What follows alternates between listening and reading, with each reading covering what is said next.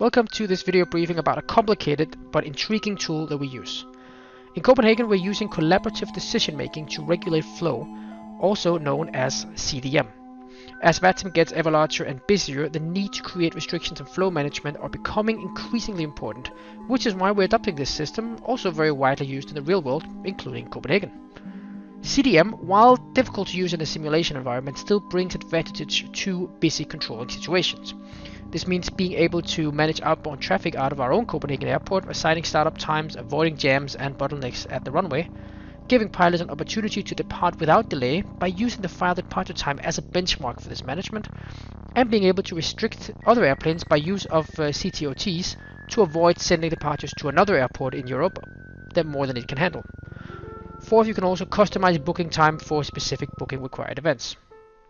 CDM is a purely proactive effort given for departures to try to manage traffic, and that's why you're always encouraged to use it. Using good judgment whether it's at high traffic load periods on VATSIM and whether or not it's needed. Usually this will be when there are events in Copenhagen or the rest of Denmark, including Mondays, and for example on weekends with events close by or at common destinations from Copenhagen, or just in general when the delivery position is required to be online. You have to use common sense to determine when it's really needed to use CDM. Notice that if you do use CDM, the VHS has a high load option, which tells pilot that CDM is in progress. It also displays a link called vats.im/CDM data, where pilots can actually follow the CDM data that they are providing to the system. In these times, also keep an eye on the ECFMP channel on Discord to see if there are specific flow restrictions you need to be aware of, and know that this plugin also takes these restrictions automatically into account. Alright, that's that. Now we need to look at how this system actually works. In a nutshell, it works by different timing and restrictions, boiling it all down to when the pilot can begin his flight. This is called the startup time, in aviation language called a target startup time, also shortened to TSAT. Different scenarios, different calculations, but the important result is this time. So, how does this get to be? It's a bit technical, but you actually do need to know this background information. The TSAT is deducted from two other times, depending if the restriction is internal or external. These are the target takeoff times known as TTOT and the calculated takeoff time known as CTOT. Target takeoff time is being the governing factor if it's an internal restrictions in the airport to optimize movement, and the CTOT is if the restriction is external for foreign airport capacity, cross the pond, real-time events, stuff like this. The internal restrictions are the most commonly used, but they actually work pretty well in tandem. How it works is pretty simple. In Copenhagen, we anticipate 40 departures an hour, meaning a departure every minute and a half, meaning we have 40 slots where an airplane can be scheduled in. This is Scandinavian 33 Kilo. He's online, and the system needs to find a slot for him. He's the only one in the apron, so this should be pretty simple. He has via his flight plan filed a departure time, which is where we start. This is known as an EOBT, or estimated off-block time. From this, there's an integration to what's called a TOBT, or the target off-block time. This is used in real life to compensate for delays that may happen during the boarding, stuff like this. It's not a thing on VATSIM, therefore EOBT is always identical to the TOBT. So now our CDM system knows when the pilot wants to start his flight, at 12 Zulu. Now the system calculates push and taxi time from the specific area in the airport where he is, let's say 16 minutes. That will mean he will depart at 12:16. So the system sets the target takeoff time to 12:16, right there on the virtual slot sheet, then calculates 16 minutes back to the taxi time, and therefore it assigns the all-important TSAT, target startup time, at 12. Matching his EOBT with 0 delay, and he's off. Super and easy, and maybe not very useful, to be honest. This is because flow management with one airplane on the apron is just not very useful. However, let's change the situation. Now there's not one airplane, there's 38 airplanes. Most already have their target takeoff time. Now let's see Scandinavian 33 Kilo again. His EOBT TOBT is still at 12 Zulu. The system calculates the taxi time of 16 minutes, which puts him ready for takeoff at 12:16. But when trying to assign it, we can see now his slot has been occupied already by, in this case, ISAT 209, which is where it gets interesting. Now the system needs to find the next available takeoff time for him. So as we go down the list, we see the next available takeoff slot is at 12:27. So the system puts him there for a new TTOT at 12:27, calculates 16 minutes back, and now you have a TSAT at 12:11, meaning a delay of 11 minutes to flow management. And this is basically what goes behind the scenes in the internal restrictions. But sometimes it can also be an external restriction that plays in, the CTOT. When this is in effect, the system goes in and reserves the takeoff time slot for Scandinavian 44 Kilo. This could be because of an event like Cross the Pond, or a restriction like, let's say, Aalborg, only accepting 20 inbounds per hour from Copenhagen, so only one every 3 minutes. So it has to separate the departure time, so it assigns CTOTs, including to our Scandinavian 44 Kilo. Now his EOBT, TOBT is becoming less important because he already has this takeoff time reserved and assigned. The CTOT, in this case 12:33, is locked in the system. It calculates 16 minutes back, and now the TSAT is at 12:17. Notice that event CTOTs will be completely fixed, while if the CTOTs are being given due to restrictions, it can change, just like it will in real life. So now comes the second part. How do you practically use it? Well, at first you need to activate it. Write .cdm master EKCH to activate it if you are the one who's going to issue the TSATs. Or alternative, you can write .cdm slave EKCH if you are not giving them out, but you want to stay in the loop and see what they are. Normally the way it works is if delivery is online with sequencing, then the sequencing and master, delivery is slave. If delivery is online without any sequencing, just sitting by itself, then delivery should be the master. Remember, apron has nothing to do with TSATs. When airplanes are transferred to apron, they must be considered released for flow management purposes. So while apron and actually even tower as well can be slaves to be in the loop concerning especially CTOTs, they should never assume the master role. The master role is only for the controller who issues the TSAT. And another important thing, how to deal with controller changes. It's simple but very important, so please listen up. The master controller, for example, sequencing has to do a controller change.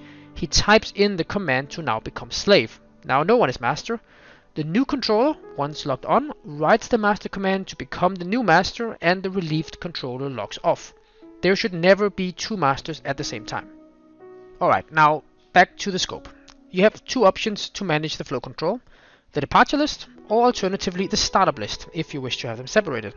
The departure list allows you to combine all the information in one list, which is pretty nice. On the other hand, the startup list has an advantage of filtering out flights that already has gotten startup, so it will be more neat, and especially if you're using V-strips anyway, eliminating the need for the departure list. Basically, take your pick.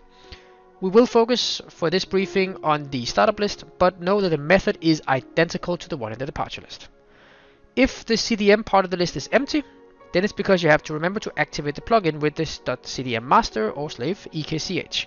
Then the time pops up. You now have 1, 2, 3, 4 columns of times that makes up our version of the CDM. They're the TOBT filed by the pilot. It's white but will turn orange if changed. The TSAT column, the system calculated startup time. The CTOT, if required, it will be mostly blank, but it can appear there in yellow. And lastly, between is what called the ASRT, standing for actual startup request time, meaning the time the pilot reports ready. For user friendliness, we just use the name ready for this column. Good, so far so good. Now we are going to have to look at the procedures for the startup. The procedures can also be read in Appendix Supplementary 2.5. For this case, we will now look at Scandinavian 1468. As he logs on and calls for clearance, he has the file TOBT, he has the system calculated TSAT, the CTOT is blank as he doesn't have one assigned for this particular route, and when his readback is correct, you can advise him report ready within 5 minutes of your TOBT, or file block time, or maybe just say report ready. Whatever you prefer. Find your groove. The idea is that the Scandinavian 1468 calls for startup around his TOBT. This is because TSATs are ever changing depending on different situations, so they're not really suitable to be assigned a long time in the future. TOBT is fixed, so that's easier. When Scandinavian 1468 calls ready, now is the time you look at the TSAT. It has 3 different colors. It can be either orange, green, or red.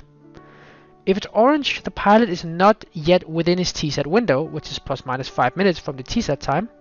In this case, he has to wait until the TSAT turns green.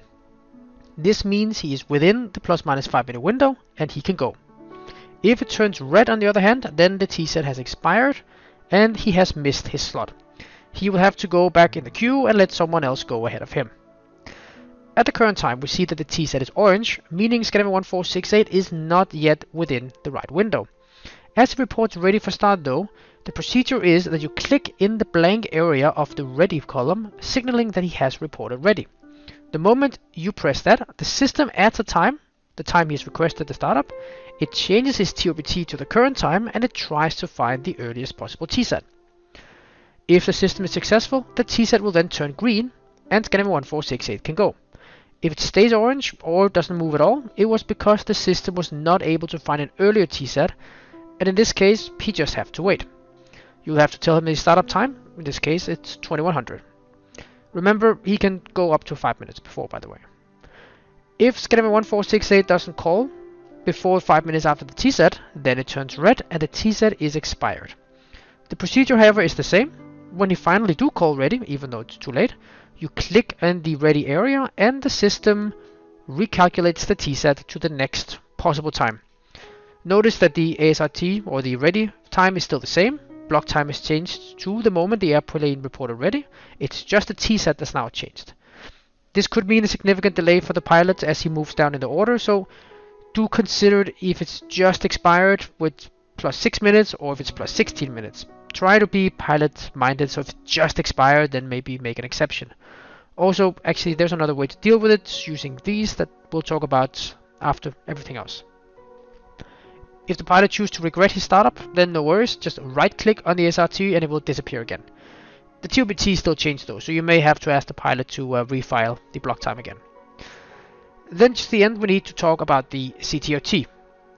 If Scandinavian 1468 has a CTOT, just clicking ready will not really do anything because, as you know from earlier, the TSAT will be tied to the CTOT. What you can do, however, is left clicking on the CTOT. It opens a menu where you can send a ready message. This will recalculate the CTOT and possibly remove it if there's no CTOT restriction if the pilot starts the flight at that very moment. So that's the 4 times of the plugin: TOBT, TSAT, CTOT, and the ASRT, the ready column. Now there's also a small evaluation column between the TOBT and the TSAT. This has 3 letters, and it tells you the reliability of the TOBT the pilot has filed. The 3 letters are basically corresponding to the 3 different situations in relation to the pilot's file time. C is basically correct. The file time by the pilot is reasonable, and the system will calculate a TSAT. Perfect. P is passed. The file time is reasonable, but it is filed more than 35 minutes in the future, and hence the system has not yet calculated a time.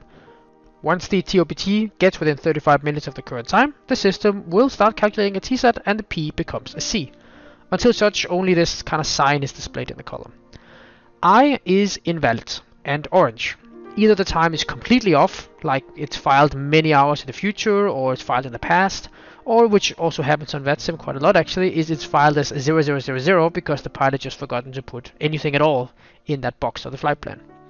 If you see the I, you should consider to investigate and either tell the pilot to file a proper time or let the system assign a TSAT whenever he calls for startup and then just accept whatever delay he gets. Use common sense to solve these issues, it's up to you. I also promised that we turn to this column, which is only present in the startup list by the way. It's a tactical marker, it turns green whenever you mark the pilot ready for startup. You can also manually press it and it turns green. This will not change any times though. It will, however, avoid the assigned TSAT to be assigned to someone else in case it expires. So if the pilot says he will be a little bit late, you can reserve the time he has and he will keep it even though it turns red by clicking on this. It's a secondary feature really, and remember it does not change any TSAT, does not count as a ready message in itself, it's just a marker to avoid the TSAT from being assigned to someone else. So hopefully this briefing has increased your awareness of CDM. To build on top of it, stay updated, make sure you read all the documentation which are found in general and supplementary sections of LOP, as well as staying up to date on changes to this plugin. Use it when appropriate, use it wisely, educate the pilot community so they file the correct times, and observe the end of chaos on Apron. Thanks for watching.